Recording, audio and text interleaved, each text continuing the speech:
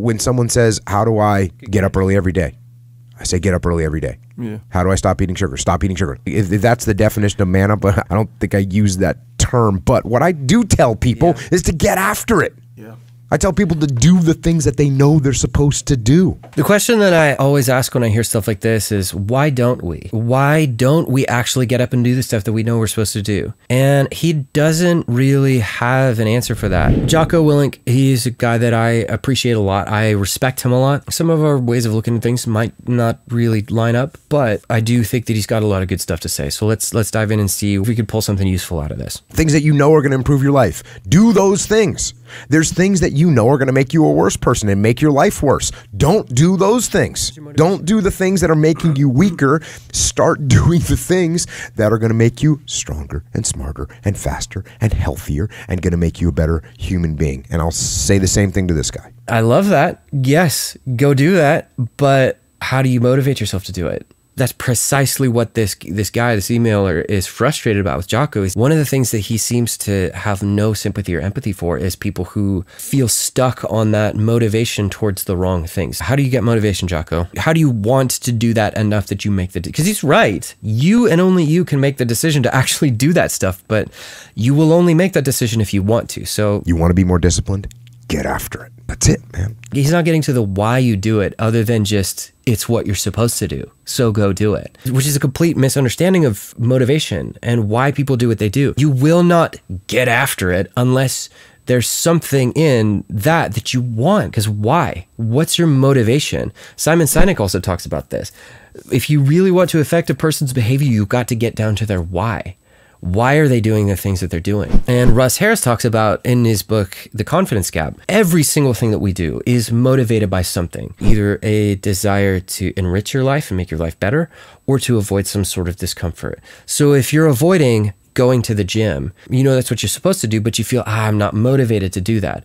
Well, no, you are motivated. You're motivated to stay home by a desire to remain comfortable. So if you're not just doing it, if you're not stepping up and doing the stuff that you know you're supposed to be doing, it's because there's a motivation there and it's pulling you towards comfort instead of towards enriching your life or enriching someone else's life. Yeah, let's see where he goes next. It doesn't come from your parents. You don't inherit it. You're looking at your parents saying, if you would have done a better job being more disciplined for me, I would be more disciplined now. That means you can't do anything. The fact of the matter is it's wrong. You actually can do something. So we've arrived at the actual point that he's trying to make. The decision to do the actions of discipline has to come from you. But that's not to say that it's going to be just as easy for you as it was for Jocko. That could be a source of the frustration for the guy that sent in the email. It could be that that guy sees how easy it looks for and how natural it appears for Jocko to be disciplined. And he's like, man,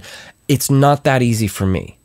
Come on, Jocko, help me out here. How do I get to a place where I actually want to get after it enough that I will make the decision to do it? So a lot of times, like when you're brought up in a certain environment, basically you're kind of taught or not taught the value of certain things. So if you use, like, I don't know, working out or whatever, right? Mm-hmm. So some people straight up have never worked out before. So growing up, they were never taught the value of what working out does for you. In their mind, the connection is not made that it's worth it, because they don't know the value of it, really. But if you do... Because the connection to the value isn't made, they don't see a reason to do it, and so they don't want to. We all know it's worth it.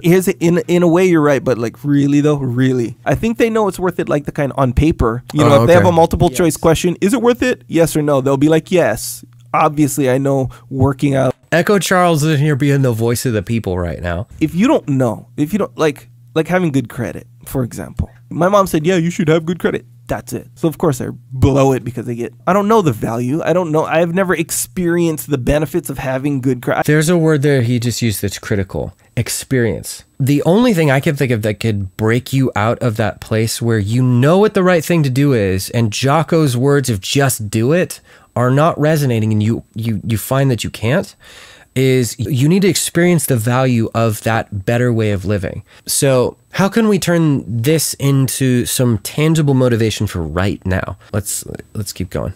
Got my credit repaired, and now I know the value because it's useful now, you know? So now I know the value of having good credit because I've been through all the things. that having good credit. What Echo Charles is getting here more effectively, I think, than Jocko is. Echo Charles experienced the benefit of getting his credit together. And that was what showed him the value. You have to experience the benefit. So, which is really tough if you've never experienced it. It's like this catch-22 chicken and the egg question of which comes first, the experience or the discipline of going and getting it? Because you have to experience to want it. But if you don't want it, you're never going to get to the experience. So how do you break yourself out of that loop? And Jocko doesn't seem to have a good answer for that. The way to get out of that is to start with the absolute smallest possible thing that you can. James Clear talks about this, Atomic Habits. I'm sure Jordan Peterson talks about this. Russ Harris talks about this, I think, too. You have to start with the absolute smallest possible thing because you have to get yourself to the experience of something better as quickly as you possibly can. Because the comfort is the thing that's real to you right now.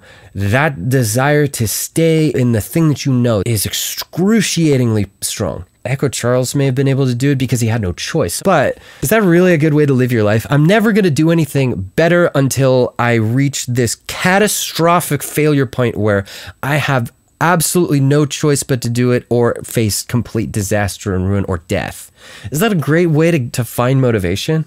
I don't think so. So Jocko is a little bit right in that you do have to start making decisions at some point. And there is a level of willpower that we can have for a certain amount of time. All right, I'm just gonna muscle up and I'm just gonna make myself do something that I don't want to do. But if you don't get to the experience of something better as quickly as you possibly can, your willpower won't last long enough to get you there. Rather than waiting until everything falls apart to force you into a place where you have no choice but to start moving in that direction, start to train yourself with very, very small things. If it's a faith-related thing, you want to strengthen your faith, you want to get closer to God. As God says of himself, taste and see that I'm good. God wants you to experience that he's good, not just know on paper that he's good. He wants you to experience it.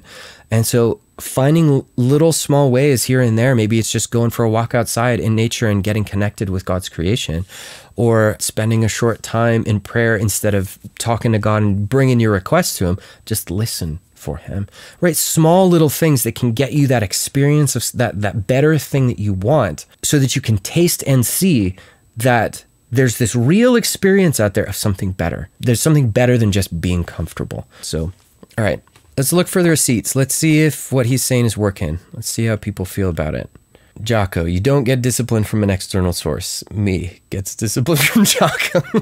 Oh, gosh. The internet is undefeated. Sorry, Jocko. You may be one of the toughest bad butt dudes on the planet, but the internet's win streak is 139 million to 0. Okay, interesting here. Discipline, making a list of things you know will improve your life, waking up in the morning and actually doing it, that comes from inside you. So simple, yet so difficult. This guy's got a good point. I watch these videos and get so motivated just to find myself 30 minutes later being lazy. Yes. Okay, so motivation is the big problem here. Again, this is what we're talking about. I think my life will be easier if I make a habit of doing what's hard. Pray for me because I'm still stuck on the doing part. Oh man, buddy, I'm right there with you. This is what everybody except for Jocko appears to be feeling. Jocko and David Goggins and maybe Andrew Tate, I don't know. It's the actual doing. You feel motivated for a few moments because you're fired up by this rah-rah speech type of like, hey, just go out and do it. Look at me, I can do it. You can do it too. It's great, but it doesn't address what you're hungry for. What's real to you right now, what's pulling guys like us, like this guy and me oftentimes back to that place of laziness is that comfort is what's real right now, and the stuff that will make your life better, that's future. That's not real right now. So another thing that just occurred to me, there is something to be said for visualizing. Visualize what your life would be like if it was better. It's just an imaginary experience, but that's a form of experience. Experience the benefits in your mind.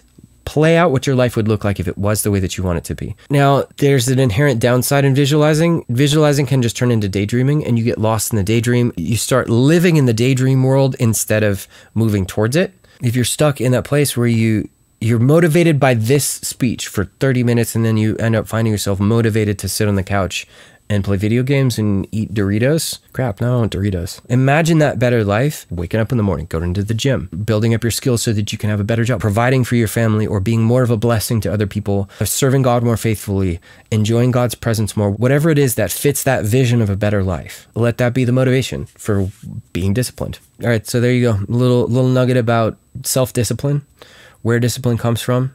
Yeah, at the end of the day, nobody can decide to be disciplined for you. So he's right about that. But discipline also comes from motivation. You have to want to be disciplined. And yes, you are the one that has to make the decisions. And that is going to take at least a degree of your will. You're going to have to exert your will to make the decision to be disciplined. But rather than waiting until your life is about to fall apart and you have no choice but to make that change, start with the smallest possible things that can get you to a benefit that you can experience as quickly as you possibly can. So give that a shot, see if that helps you.